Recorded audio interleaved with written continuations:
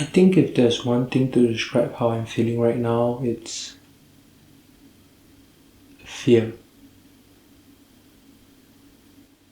Right, you don't know why I came here.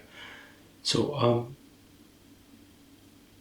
I think living in a city like Singapore, where it's a concrete jungle, I have fantasized about living in a place where I'm surrounded by nature, where there isn't a lot of people, where I can feel alone or experience the peace of nature. So I found this place in the middle of Espoo in Finland, and I booked at the place, and now I'm here. But on the drive here, I got really scared. I realized how secluded it was. I realized how difficult it was for me to get to anywhere. I was afraid that I made the wrong decision because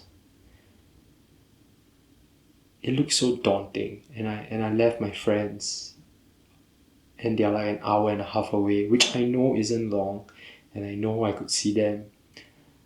But yeah, I was afraid of being alone, which is ironic because that's what I wanted by coming here, right? That's what I wanted by going on exchange, booking this place in the middle of nowhere. This is what I asked for. And when it hits me in the face that this is the reality, I don't know, it felt overwhelming, and I felt really scared.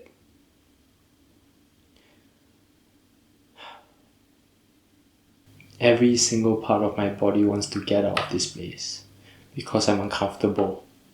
I'm in a place where I don't know what's gonna happen, where I'm all alone, and every decision I make is mine.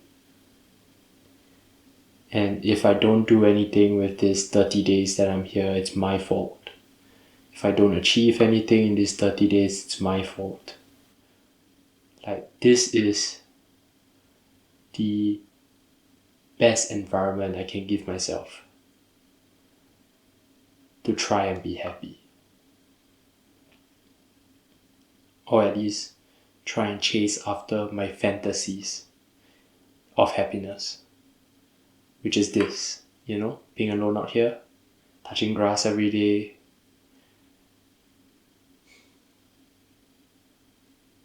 So yeah.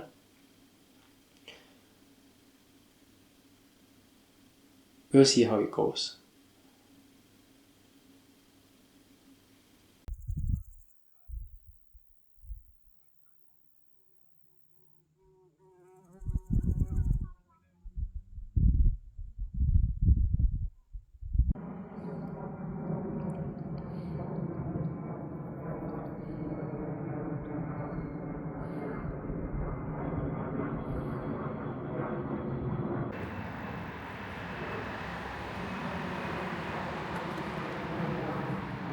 So I just came back from a 4-hour trip to the grocery store.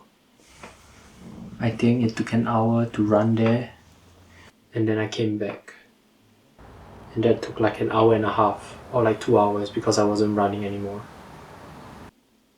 I thought I was supposed to be happy here. I built it up as this amazing idea of being in the woods, being alone, being in nature. I romanticized it.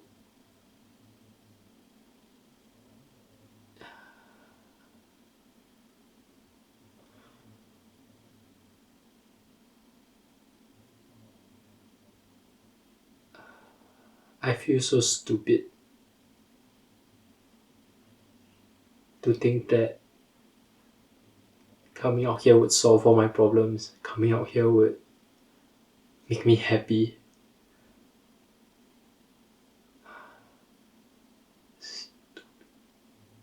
Holy fucking shit. Like, what? Yeah, this is This is amazing. I have no fucking regrets. What was I being sad over this? Like what? This is wow. Yeah. I don't get to do this in Singapore and there's no such thing. So yeah. I'm so glad I came out here today. Like I could have told myself that I'll wait for another day. That this won't be my last sunset. But wow. No regrets, man.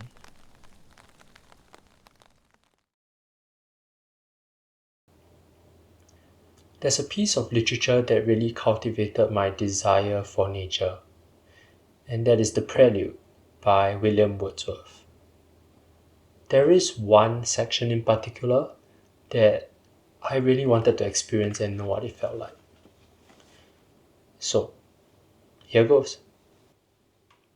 Was it for this that I, a 4 years child, beneath thy scars and in thy silent pools, made one long bathing of a summer's day, basked in the sun or plunged into thy streams, alternate all a summer's day, or coursed over thy sandy plains and dashed the flowers of yellow groundsel, or when the hilltops, the woods, and all the distant mountains were bronzed with a deep radiance, stood alone, a naked savage in the thunder shower.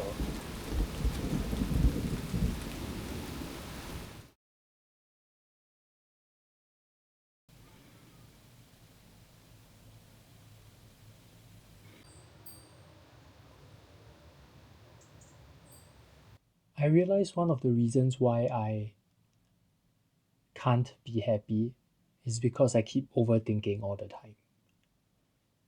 And it causes me a lot of stress and anxiety that feeds into itself.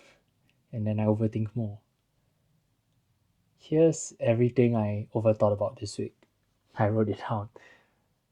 I overthought about my weight, my diet, wasting food, not having enough food, not knowing how to cook, whether I'm taking advantage of my friends, whether I'm being too clingy, whether they'll stay friends with me, ticks, living expenses, online verification, a possible intruder in the house, losing stuff, getting lost, having too much time, not having time. Am I wasting time? Are there germs on my hands?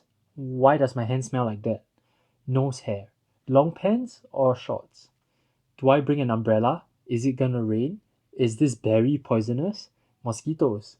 Did I break the law? And I realize this comes from a place of the assumption that if I think about everything and if I prep for every possible result, that whatever comes my way, I am emotionally prepared and I can deal with it.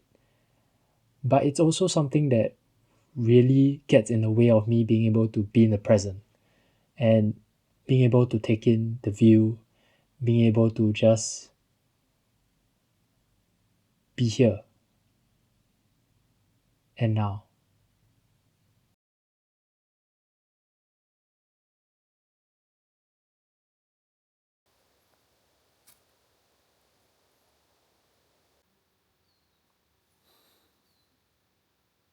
I think if there was one thing I really wanted to do in Finland, it's to pick mushrooms and berries. I think it's a really nice idea to eat off the land and, you know, be able to eat berries that I just picked from the forest. And I love mushrooms. So yeah, that's what we're doing today and we'll see how it goes.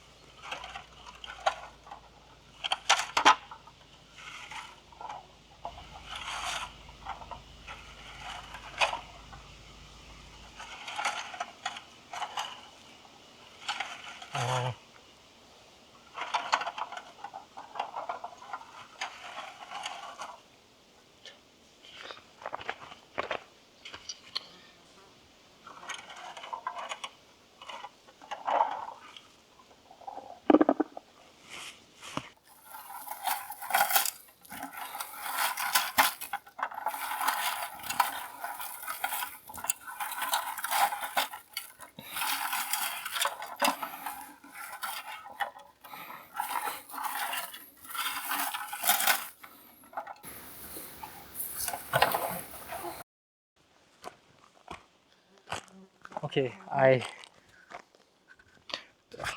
I give up. There's too many flies. Oh my god. Ugh. Yeah, I'm not enjoying this at all. I thought it would be nice. I thought it would be a nice thing to do, but nope. Like, I can't even do it in peace because of fucking flies. Ugh. Yeah. This is the amount I ended up collecting before giving up. My friends collected way more. But yeah, I don't know how people do this and enjoy this. Why do people enjoy this? Like, oh. I think I found my favorite berry, which is the raspberries. They're so nice. Mm. Mm. Mm. Mm. I think at this point I'm just eating more than I'm collecting. But hey, it's really fun. So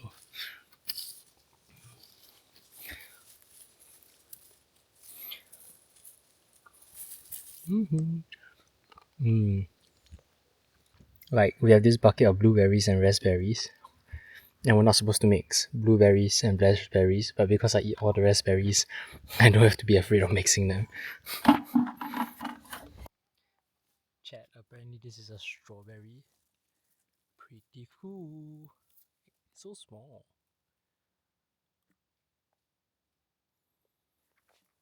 Let me see if I can find more. I think something else I really appreciate about this experience is it really forces you to take a deep look and really pay attention to nature, you know? Because it's really easy to miss these blueberries or the different kind of berries that you pick if you're just rushing through them. But stopping and looking down and really taking it in. It's a slow process, but I think that's the point. What berries are this? You mean that one? Yeah. I think that's a fern. Oh! So right now we're gonna be looking for mushrooms. There's this really big rock. It's pretty cool. Like some rock formations and stuff. Look at these rocks, they're so cool.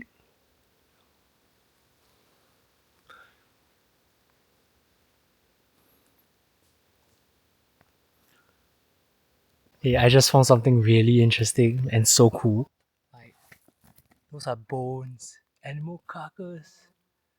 So cool. And then you're like, what kind of animal is it? Because these are fur, you know? And those are bones. It's kind of sick. And then like sprawled around this area, there's like a lot of random animal bones. Let me see if I can find some. There, like right here. There's bones.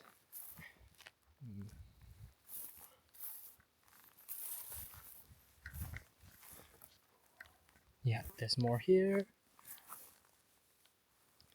Yeah, it's so cool.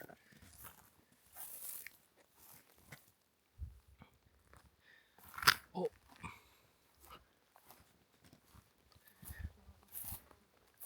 no, I don't want to be here at night where there could be a wolf. I think maybe that's what killed it, or a bear. But it doesn't look like a bear. Because like all the fur and all the meat is out. And it's put really nicely.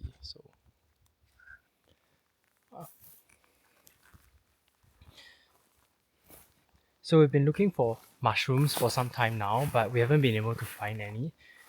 And yeah, I'm just about to give up. I think that's the reality of it. Like my expectation was when you read online about all these mushrooms, that like, oh, they seem to be plentiful and they seem to be easy to pick. But I haven't found any, and I guess that's the reality. And it's a bit disappointing. But yeah, it is what it is. I'm still quite happy that I came down and picked some berries. Oh, the raspberries are freaking good here. So yeah,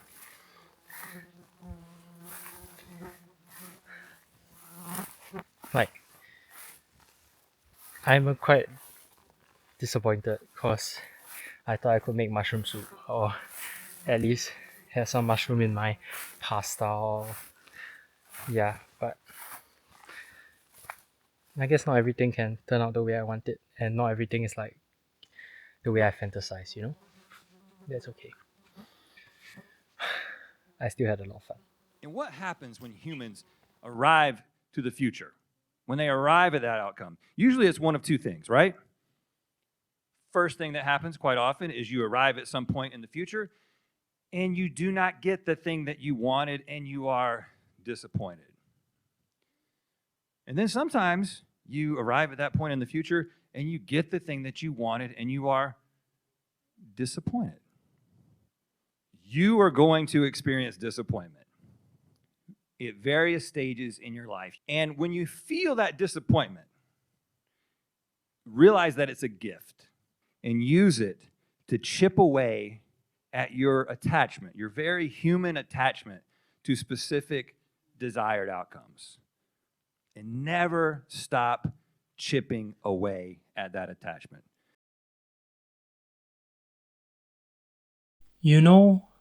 I came here with the assumption that I needed to do certain things to be happy. If I don't do anything with these 30 days that I'm here, it's my fault. If I don't achieve anything in these 30 days, it's my fault. But maybe I can find happiness in not having to do anything at all. To just be.